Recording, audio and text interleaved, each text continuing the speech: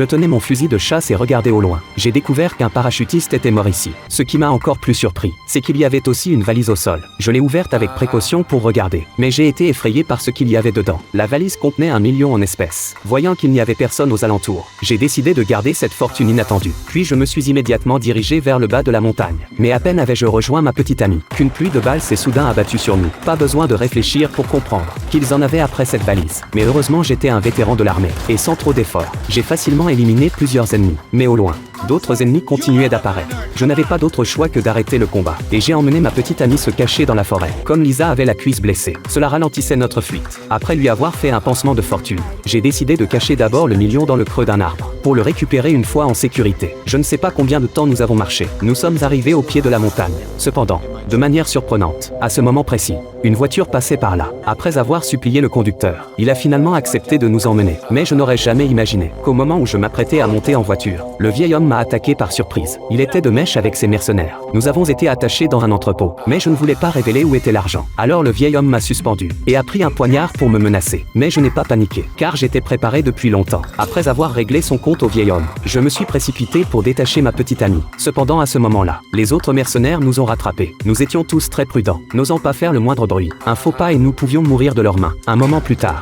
je me suis battu avec un ennemi, tandis que ma petite amie se cachait discrètement à côté, profitant qu'il ne s'y attendait pas. Elle s'est aussi immédiatement battue avec l'ennemi. À ce moment, moi, à cause du manque de force physique, j'étais en position de faiblesse dans la bagarre. Cependant, à cet instant critique, c'était ma petite amie qui avait tué l'ennemi, et qui était intervenue à temps pour me sauver. Grâce à notre coopération parfaite, nous avons finalement anéanti tous les mercenaires. 3 jours plus tard, nous sommes arrivés à l'endroit où l'argent était caché. J'ai ouvert la valise, prêt à partager ce million avec elle. Mais à ce moment-là, ma petite amie a sorti un pistolet. Peut-être que dans son esprit, rien n'était plus important que l'argent. D'autant plus que je n'étais qu'un homme ordinaire. Et ce qui lui manquait le moins, c'était les hommes. Finalement ma petite amie a gardé tout le million pour elle.